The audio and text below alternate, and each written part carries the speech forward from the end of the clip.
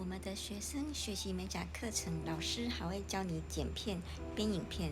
学会之后呢，你就可以拍自己的门店、你的理念，还有拍顾客等等的素材，然后你就把它剪辑发到网上。记住，不管任何行业，几乎都要会出影片，告诉你周围的人，因为这是最简单、最低成本的获客手段了。也是你做自媒体的基础能力之一。我们打开剪映，然后这边展开，看到提词器。好，我们这边就是建立台词。那我们台词现在有这个智能文案 ，CapCut 就没有。然后我们来查询如何使用剪映的提词器，然后搜寻。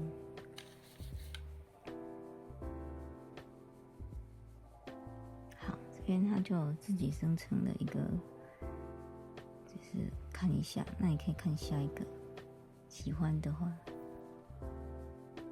这个好了，好，然后确认，然后全选，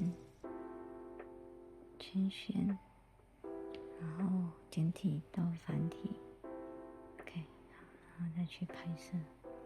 那我们拍摄的时候啊，就是这个地方，我们眼睛。这个，那我们要先设定一下这个。设定的话，就是滚动速度大概15、16，然后字体大概22。这边，好，再把它点一下。好，这边，开始。好，继续哦。直接按这边3、2、1。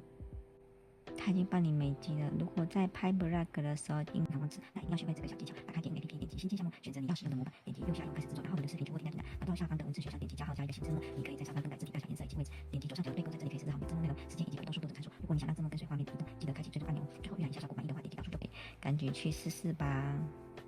它已经帮你美肌了。如果在拍 vlog 的时候经常忘词，那一定要学会这个小技巧。打开剪映 APP， 点击新建项目，选择你要使用的模板，点击右下用开始制作，然后你的视频全部添加进来。导到下方的文字选项，点击加号加一个新字幕，你可以在上方更改字体大小、颜色以及位置。点击左上角的对勾，在这里可以设置好你的字幕内容、时间以及滚动速度等参数。如果你想让字幕跟随画面移动，记得开启追踪按钮哦。最后预览一下效果，满意的话点击导出就可以。赶紧去试试吧。好，我们要接着就是我们刚刚的声音，这里我们的声音要变成文字，这边文本。然后识别字幕，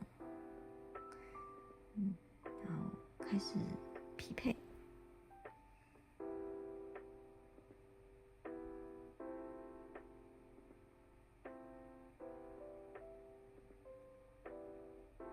它这里有没有识别字幕？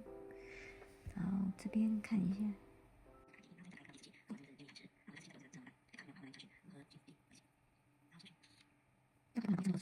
然后把它换成繁体。喜欢的话，